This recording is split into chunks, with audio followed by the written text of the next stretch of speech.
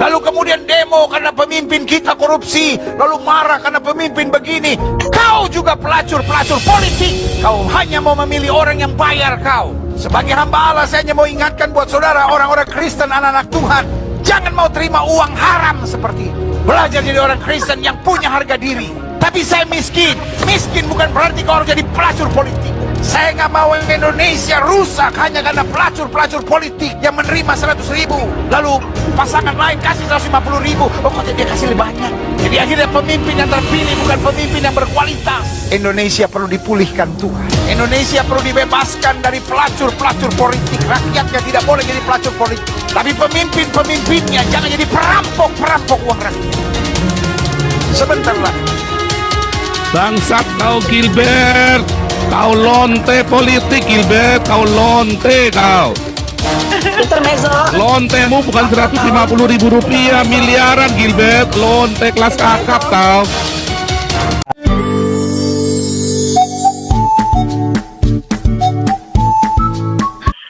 Ini ada Sinake, Ibu Linda sudah jadi co-host ya. Sinake, silakan. Sinake. Shalom. Shalom. Shalom. Ya. Shalom. Ya, haleluya. Gini, kalau di luar topik saya mohon maaf begitu. Takutnya ada, ya ini kayaknya nggak cocok, tapi saya ngomong apa adanya.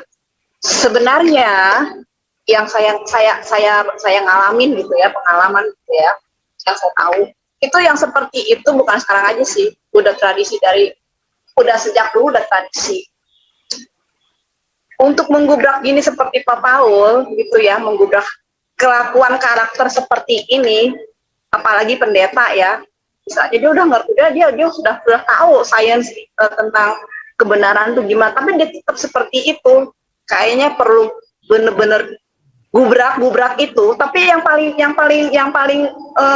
paling saya harapkan ini kan di luar dari ini, dari akal logika ya itu mujizat ya. Mujizat gitu, mujizat dari Tuhan, bagaimana dia biar bisa otak itu bener-bener plek gitu loh. Emang perlu banget itu, selain gubrak juga apa ya, bomnya doa gitu, dengan cara, jadi walaupun dia pendeta emang perlu dipaksakan untuk tahu ini Injil walaupun dia pinter gitu, ini Injil begini loh. Jadi jangan capek ngasih tahu ke mereka kayak ya, saya nggak perlu sebutin namanya yang Pak Paul sudah sebutin. Nah itulah yang seperti itu perlu dikasih tahu, walaupun dia terkenal namanya, dia pinter, dia sudah jam terbangnya banyak, ternyata dia seperti itu. Jadi jemaat-jemaat yang ilmunya nggak sepintar mereka memang harus juga dikasih support gitu ya, untuk memberi dukungan, mengingatkan pemimpinnya gitu, kepala daripada imam gereja itu. Dan yang paling penting, Yesus tuh harus hadir dengan mujizatnya. Yang saya berpikir bagaimana caranya agar mujizat itu hadir, karena kan mujizat itu datangnya miracle ya, datangnya tiba-tiba tanpa prediksi atau bagaimana. Kalau saya sendiri sih berharap sih dengan segala kepasrahan saya, berserah diri pada Tuhan Yesus, saya hanya berdoa gini, ya Tuhan Yesus, jangan kehendak manusia tapi kehendak-Mu jadilah. Itu aja kalau saya sih, karena Yesus pasti tahu mana yang, karena orang-orang seperti itu juga Yesus juga, Tuhan itu juga tahu bahwa ini berbahaya bagi umat yang ingin mendekati Tuhan Yesus tapi dihalangin gitu. Tapi ya seperti ini, kalau saya salah, saya mohon maaf juga. Apakah benar terang itu tidak bisa bersatu dengan gelap? Tetapi ada yang bilang gini, dengerin ya, justru terang itu harus datang ke gelap supaya yang gelap itu jadi terang, begitu. Ini dua hal yang kita harus berhikmat, harus berpengetahuan. Dengan cara apa? Ya itu tadi banyak. Tapi gerejanya Gilbert itu nggak terang loh, remang-remang loh. Remang-remang ya, justru itu. Kayak diskotik kan. Gerejanya Philip Antova, gerejanya Gilbert kan remang-remang kayak diskotik gitu, ajub gitu kan sekarang kan. Ajub dalam hal ini ya, dalam hal dia pekabarannya itu ya, jadi dia bukan ajub memang kan kalau mau ibadah kan dimatiin semuanya supaya lampunya bisa warna kuning merahnya nyala kan. Ya memang kayaknya juga ada juga ya, saya pernah ngalamin juga. Remang-remang itu kan, gereja ajub-ajub kan. Iya, saya bukannya menjelek-jelekan ya, maafkan aku Tuhan ya. Saya bukan menjelek-jelekan, tapi saya ngalamin ya, tapi saya nggak negatif. Ini gini, saya ke gereja, tapi posisi gereja itu mewah ya, seperti bioskop gitu. Saya punya penilaian, saya punya rasa, karena enak banget ya, tempat duduknya itu kayak di kapal terbang, bisa ada. Padahal kan, jadi kita jadi terlena, jadi kita takjub dengan gedungnya gitu. Memang firman Tuhan bagus gitu, tetapi kalau melihat firman Tuhan dengan apa yang kita datang di tempat gedung itu, suasananya ya COVID-19 ya, sementara masih banyak di luaran itu yang gerejanya itu benar-benar ada yang di pasar ikan, ada yang di pasar gitu. Sepertinya gimana gitu ya? Mungkin tahulah ya di Zoom ini gimana rasanya gitu ya. Gimana ya? Kalau saya sedikit agak kasar ngomongnya, tegas saya to the point, nggak pantas gitu loh. Gereja di situ. Itu kan juga boleh dia kan bayar ya itu. Kenapa nggak bayarannya itu buat yang lain gitu, hal yang lain itu kan nggak bayar, sangat mahal ya. Gitu. Tapi kalau memang mereka hal yang memang untuk supaya nyaman jemaatnya atau bagaimana ya entah ya. Tapi kalau buat pribadi saya sih kayaknya kurang berkenan gitu. Karena saya melihat Tuhan Yesus sendiri nggak pernah di tempat yang enak-enak ya. Bayangin ya Tuhan Yesus sampai kasut kaki gitu, sampai nyeker, sampai badan apa baju Tuhan Yesus tuh gimana gitu, kayaknya nggak mencerminkan banget gitu. Jadi apa yang saya tahu tentang Yesus di Injil saya baca dengan kenyataan sekarang 2002 yang kemarin saya lihat itu nggak nyambung banget gitu, tempatnya mewah, nggak mendidik banget gitu. Padahal Tuhan Yesus tuh bener-bener lapangan banget ya, dia orang lapangan ya, Yesus tuh orang lapangan banget ya. Dia mengajarkan ini loh gitu. Itu tadi yang saya ungkapkan ya semoga ya bisa Tuhan Yesus membolak-balikan semua keadaan ini seperti Yerusalem sama Tuhan Yesus dibersihkan, walaupun di pihak lain ini orang kok begini padahal ini Tuhan loh gitu. Jadi memang perlu apa ya, perlu ada yang di apa ya, keberanian lah gitu, harus berani untuk supaya benar-benar keadilan itu seimbang gitu. Kalau di sini ya kayak timbangan tuh nggak ada yang di sini 5 kilo, di sini 0, kan jomplang ya, kasihan juga ya gitu. Jadi biar seimbang gitu. Paling nggak itulah. Nah, itu aja sih. Ya, semoga saya tanggapi Tuhan sebentar. mengampuni. Sebentar, kita nonton video dulu nih, nanti baru nanggapi. Politik yang menerima 100.000, lalu pasangan lain kasih 150.000, oh kok dia kasih lebih. Sebentar lagi, kalau Tuhan mengizinkan, akan ada pilkada. Pastikan, jangan pilih yang bayar. Bangsa kita sudah menjadi bangsa saya sebut pelacur politik, melacurkan suaranya demi pembayaran. Lalu kemudian demo karena pemimpin kita korupsi, lalu marah karena pemimpin begini. Kau juga pelacur politik. Kau hanya mau memilih orang yang bayar kau. Sebagai hamba Allah, saya hanya mau ingatkan buat saudara, orang-orang Kristen, anak-anak Tuhan, jangan mau terima uang haram seperti itu. Belajar jadi orang Kristen yang punya harga diri. Tapi saya miskin. Miskin bukan berarti kau harus jadi pelacur politik. Saya nggak mau Indonesia rusak hanya karena pelacur politik yang menerima 100.000. Lalu pasangan lain kasih 150.000. Oh kok dia kasih lebih banyak. Jadi akhirnya pemimpin yang terpilih bukan pemimpin yang berkualitas. Indonesia perlu dipulihkan Tuhan. Indonesia perlu dibebaskan dari pelacur politik. Rakyatnya tidak boleh jadi pelacur politik. Tapi pemimpinnya jangan jadi perampok uang rakyat. Sebentar lagi. Bangsat kau Gilbert, kau lonte politik Gilbert, kau lonte kau. Intermezzo. Lontemu bukan 150.000 rupiah, miliaran Gilbert, lonte kelas kakap kau.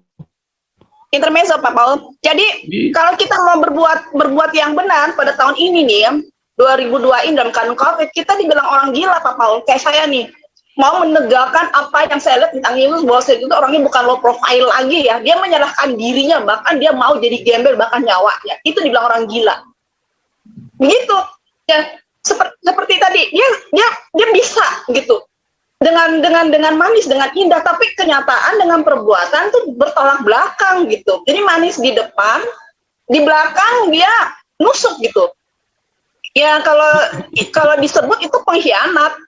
Tapi saya juga menyerahkan dia pada Tuhan Yesus, biar Tuhan Yesus ajalah yang membalas perlakuan dia itu. Karena kalau kita nanti yang maju, saya bisa melihat belum terjadi, pasti saya dibilang orang gila.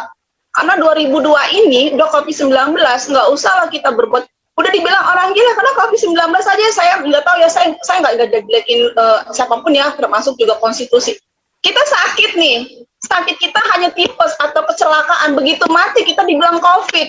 Itu kan fitnah namanya, apalagi yang seperti begini gitu.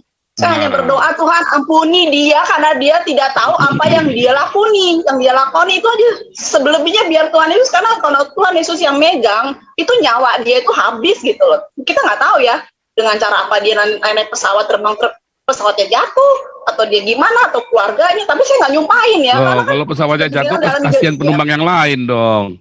Kan ada saudaranya kamu dalam pesawat itu gimana? Ya, kalau saya berdoa, ya Tuhan, jangan kehendakku, tapi kehendakmu, walaupun ini pahit. Artinya salah satu, jangankan anak saya atau saya sendiri kalau meninggal, kalau saya itu kehendak Tuhan, saya sangat bersukacita ya, sukacita dalam Yesus ya, gitu. Itu aja, Pak Paul. Hanya itu, maksudnya saya ya, Bu Linda, lanjut. Saya kasih ya. Amin nih. Ini saya tadi mau tambahin sedikit. Tadi kan saya dengar bahwa ada yang menyarankan begini, terang harus datang ke gelap. Oke? Terang harus datang ke gelap supaya gelap jadi terang. Wih, keren banget ya.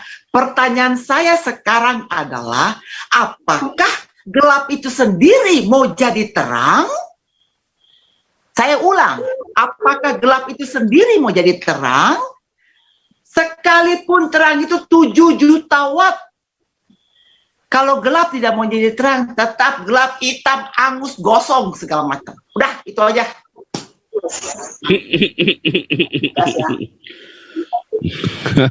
Lanjut.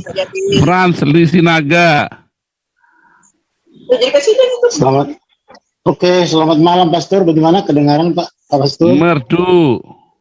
Ya, Pak Santi Amir, selamat malam, shalom. Dan Ibu Linda, Om Robert. Shalom. Iya, saya ini pengamat dari langit ketujuh, Pak. Jadi saya amati dari langit ketujuh ini. Ya, si Anies Baswedan ini, memang ambisi ya, pengen nyapres gitu. Kemudian pendukung-pendukungnya juga itu rata-rata tukang foto, Pak. Tukang foto Bapak tahu. Tukang foto itu tukang cari muka, Pak. Nyari muka kan dia kalau mau foto gitu. Nggak mungkin di punggungnya yang difoto, tapi muka yang difoto. Nah, itu pendukungnya. Sehingga mengusulkan supaya dia maju gitu.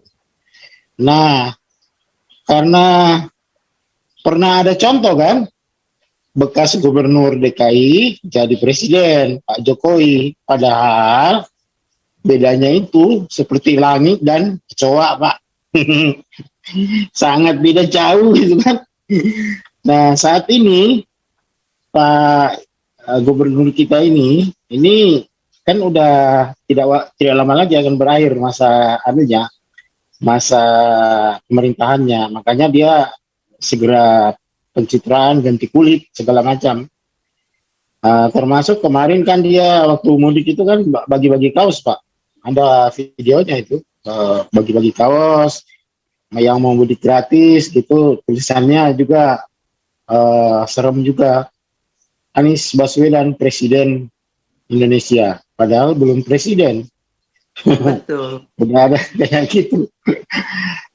Kemudian dia juga termasuk itu nyari simpati kan dari seluruh masyarakat yang ada ini, termasuk dengan gereja ini banyak ya dicairkan boti, padahal sebelumnya belum tentu dia nyari boti itu, ya toh. Baru kali ini ya memanfaatkan momennya itu, karena dia udah mau nyapres. Kemudian ini buat gembala-gembala yang berpolitik ya, saya anjurkan aja supaya segera mengundurkan diri. Nah, jangan sampai ditanduk sama itu domba-domba. Ya, gembala malah kebalik kan, ditanduk sama domba-domba. Dan saya kira ini carut marutnya di gereja yang kemarin mendukung beliau itu supaya segera itulah klarifikasi lah. Jangan cari alasan yang bukan-bukan yang kita itu nggak membuat kita ini semua nggak percaya, sehingga ya tidak akan terjadi seperti yang tadi disampaikan Pak Paul itu di video, yang dibilang A tapi yang dilaksanakan Z. Jadi tidak integritas ya, tidak satu kata dengan perbuatan. Dia ngatain ini perbuatannya yang di belakang ini lain. Ya itulah yang saya lihat dari langit ketujuh, Pak. Aduh. Terima kasih Pak Paul. Iya. Lanjut.